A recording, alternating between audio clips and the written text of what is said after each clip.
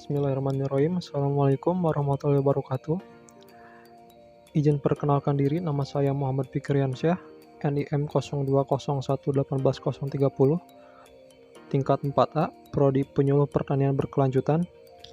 Di sini saya akan mempresentasikan hasil dari penugasan mata kuliah perencanaan agribisnis yang berjudul Business Plan Budidaya Tanaman Pakcoy dengan Teknik Hidroponik Sistem NFT di Hydro Farm, yaitu perusahaan yang saya bentuk.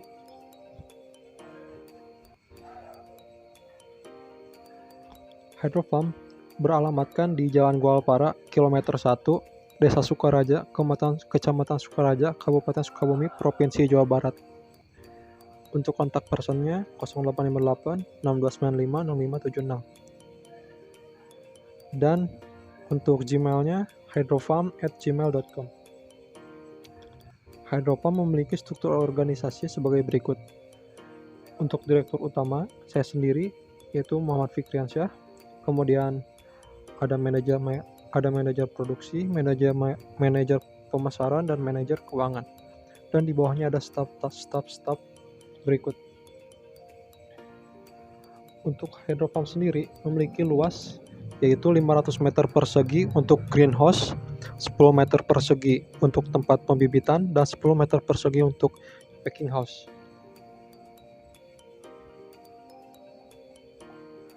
Hydro Farm memiliki visi dan misi. Visinya ialah menjadi perusahaan terbesar penghasil tanaman pakcoy yang berkualitas tinggi. Sedangkan untuk misinya, membudidayakan tanaman dengan penerapan mutu yang tinggi, yaitu penerapan GAP Good Agricultural Practice dan GHP Good Handling Practice, serta memperluas jaringan melalui kemitraan dan memperluas areal produksi secara bertahap. Latar belakang pemilihan usaha tersebut ialah Indonesia merupakan salah satu negara penghasil tanaman hortikultur semusim yang potensial, khususnya tanaman sayur-sayuran semusim. Kemudian, budidaya pakcoy di Indonesia dapat dilakukan secara konvensional maupun secara hidroponik. Pakcoy di Indonesia banyak dibudidayakan secara hidroponik. Karena dengan dibudidayakan secara hidroponik, maka akan memiliki harga jual yang lebih tinggi dibandingkan harga jual pakcoy hasil budidaya secara konvensional.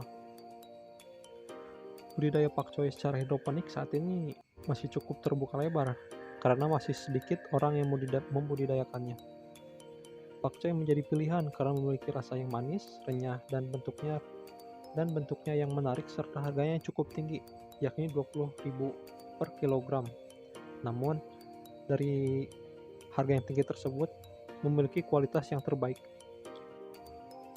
Kemudian yang melatar belakangi pemilihan usaha tersebut yaitu seperti halnya di PPT, kenapa harus hidroponik?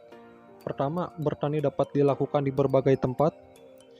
Kemudian bertani tidak tergantung kondisi dan jenis tanah, terhindar dari segala penyakit dan bersumber dari tanah, produksi lebih bersih dan higienis, kemudian pemeliharaan lebih mudah dan terkontrol dengan baik, menghemat penggunaan air sampai berkisar 90% karena sirkulasi yang terus-menerus, serta yang paling utama ialah tanpa pestisida dan insektisida.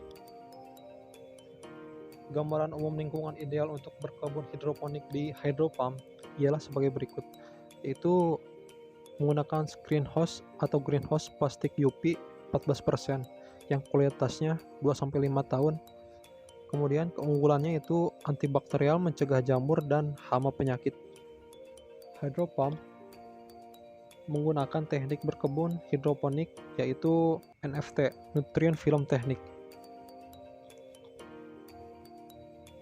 Untuk medianya sendiri itu menggunakan non-organic media.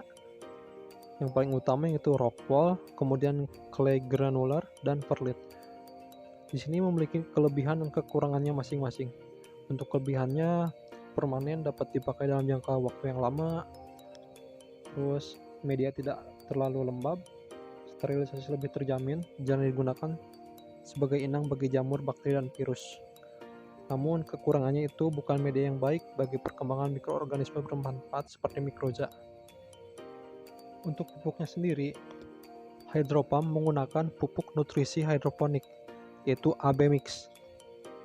Bisa dilihat di sini komposisi nutrisi AB Mix-nya, mulai dari makro dan mikronya. Kemudian untuk analisis SWOT, di hydropump memiliki faktor internal mulai dari kekuatan, yaitu pertama, berpengalaman dalam bidang hidroponik, kemudian sayuran tetap segar karena dipasarkan dengan instalasi hidroponik, sayuran lebih tahan lama, bebas pestisida, jarak dekat dengan distributor, dan promosi beragam serta menarik. Namun untuk faktor internal, kelemahannya itu produksi tidak stabil. Kemudian promosi melalui internet kurang aktif, harga yang tinggi, perbedaan harga yang mencolok antara pengecer, segmen pasar terbatas, serta kurang fokus memilih target pasar. Untuk faktor eksternalnya sendiri, mulai dari peluangnya yaitu pertama, bahan baku selalu tersedia, kemudian keinginan konsumen akan produk yang bermutu, ketiga, permintaan konsumen tinggi, keempat, target pasar masih bisa diperluas. Untuk ancamannya sendiri, perihal faktor eksternal untuk hydropump ini yaitu kontribusi pemerintah masih minim, kemudian kedua, produk hanya terbatas 3 macam sayuran. Namun untuk sekarang hydropump berfokus pada satu macam sayuran yaitu pakcoy. Kemudian pesaing yang lebih baik dan harga pesaing yang lebih rendah. Alasan mengapa pemilihan usaha tersebut dipilih yaitu dilihat dari pangsa pasar pakcoynya sendiri. Mulai di Kabupaten Sukabumi, untuk luas panennya sendiri ada 1927 hektar are, untuk produksinya itu sebesar 20.458 ton. Dan bisa dilihat kota-kota berikutnya. Selanjutnya, strategi pemasaran dari segmen pasar dilihat dari segmentasi geografiknya. Di sini perusahaan hydropump mempromosikan produk pakcoy hidroponik melalui tempat belanja online atau melalui media sosial seperti Facebook, Instagram, WhatsApp, website, dan lain-lain. Serta kedepannya akan dijual melalui supermarket seperti Jogja Group, Lotte Mart, dan lain-lainnya. Kemudian dilihat dari segmentasi psikografik. Dari segi psikografik didasarkan pada gaya hidup konsumen, yakni konsumen yang bergaya hidup sehat dengan mengedepankan kandungan gizi dan manfaat dari pakcoy. Dan kesimpulannya ialah segmentasi pasar dari perusahaan yang kami miliki sangat luas serta tidak memiliki batasan, sehingga sangat potensial untuk semakin dikembangkan, baik untuk kalangan menengah bawah sampai kalangan menengah atas. Dilihat dari target pasar, produk yang kami tawarkan ditujukan untuk seluruh kalangan masyarakat. Kemudian saluran pemasaran, untuk saluran pemasaran yaitu barang dari produsen ke konsumen, hydropump memiliki alur pemasaran sebagai berikut, dan mulai dari hydropump, supermarket, dan sampai ke konsumen. Kemudian hydropump, hotel, dan konsumen. Hydropump, restoran, kafe, dan terakhir konsumen. Rantai pemasaran yang panjang menyebabkan biaya lebih besar sehingga berakibat pada harga jual menjadi lebih tinggi. Dan hydropump memiliki alur pemasaran yang efektif karena tidak melibatkan lembaga pemasaran yang banyak. Yang terakhir yaitu positioningnya. Menurut manfaatnya, seperti yang telah diketahui bahwa pakcoy memiliki banyak kandungan vitamin, gizi, serta manfaat yang berguna bagi tubuh sehingga cocok dikonsumsi bagi semua kalangan.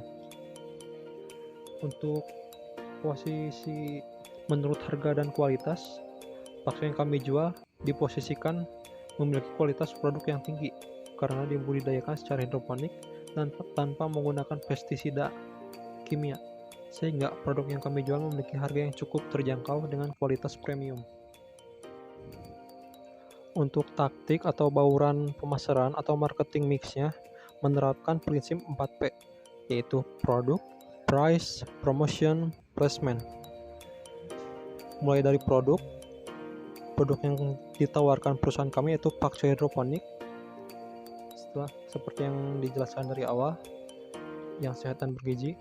Kemudian untuk price-nya, harganya mulai dari 5.000 sampai 10.000 per pack, dan beratnya 250 sampai 500 gram per pack.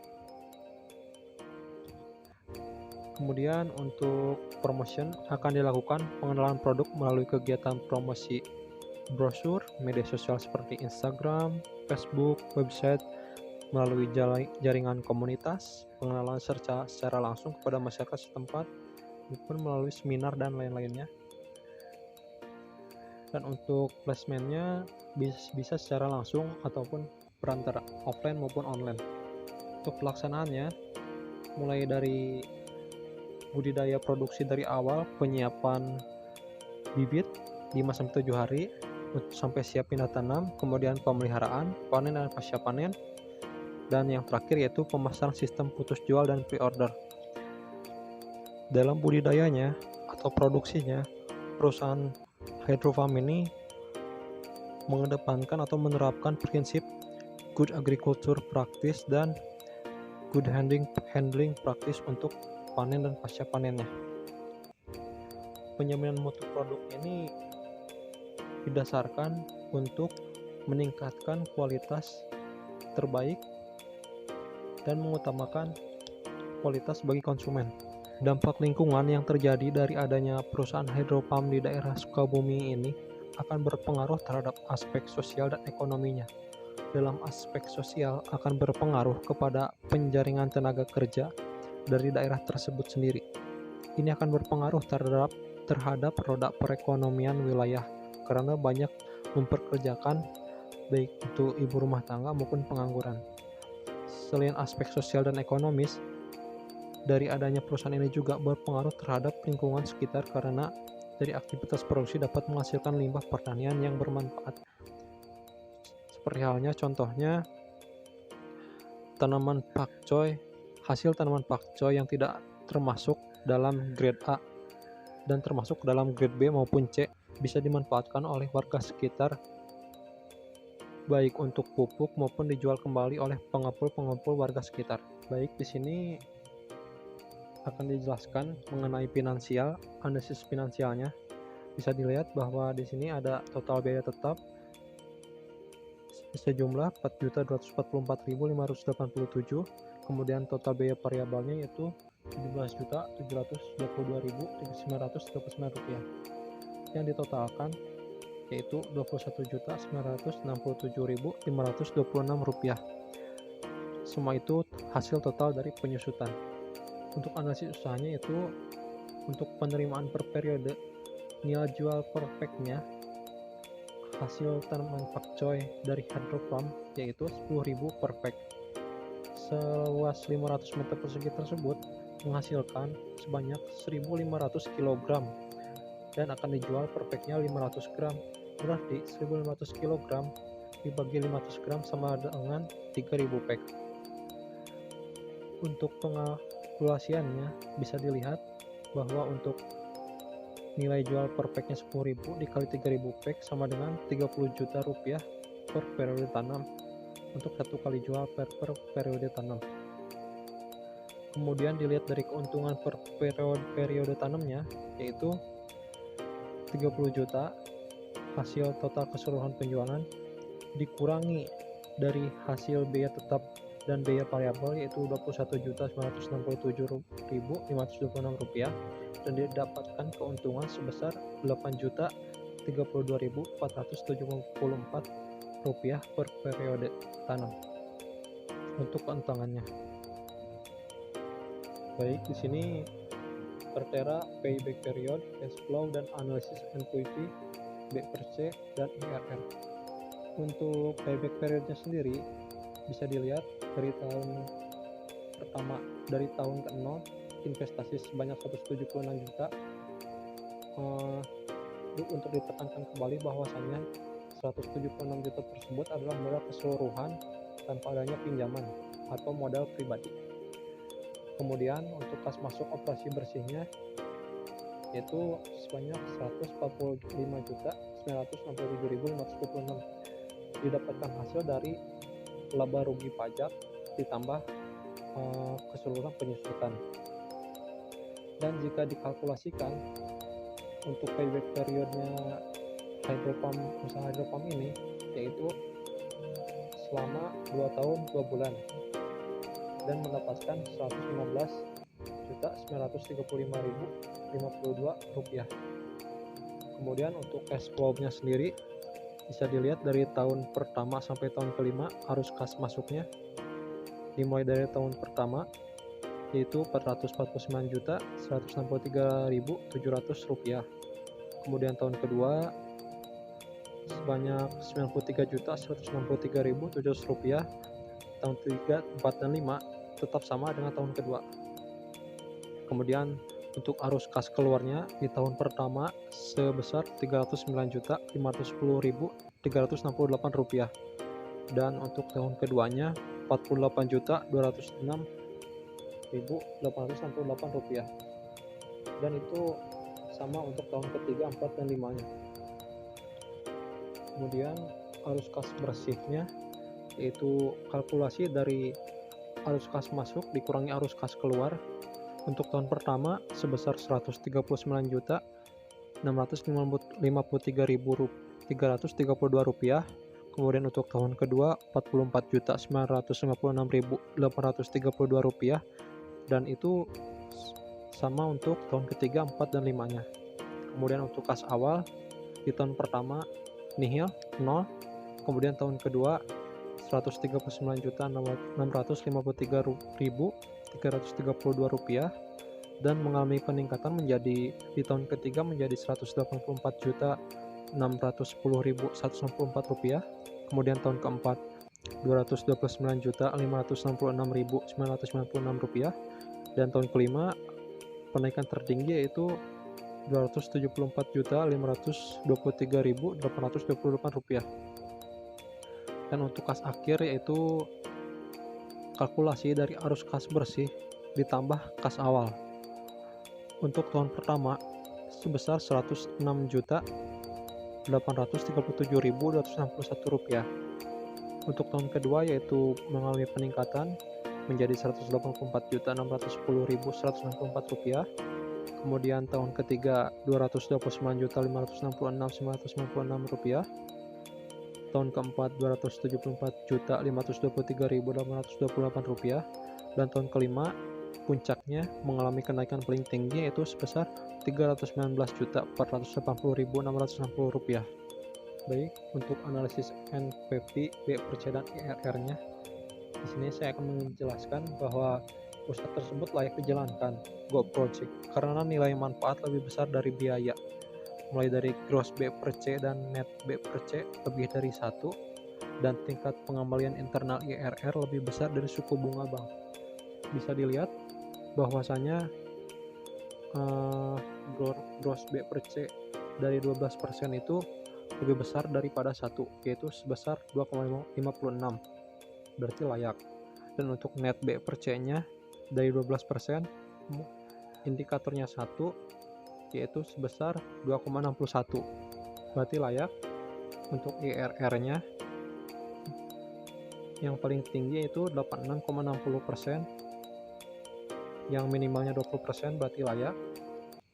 Dan untuk NPV 12% ya, untuk plus Rp658.823.996, dan untuk NPV minusnya dalam 50% Rp203.783.472. Simpulannya, mulai dari finansial yaitu pada aspek finansial menunjukkan bahwa usaha hidropam ini layak dijalankan karena memiliki kalkulasi perhitungan mulai dari payback period yang cukup baik dan tidak terlalu lama, yaitu 2 tahun 2 bulan, kemudian cash flow yang terus meningkat, kemudian analisis NPV, BPRC, dan IRR yang melebihi dari batas yang ditentukan.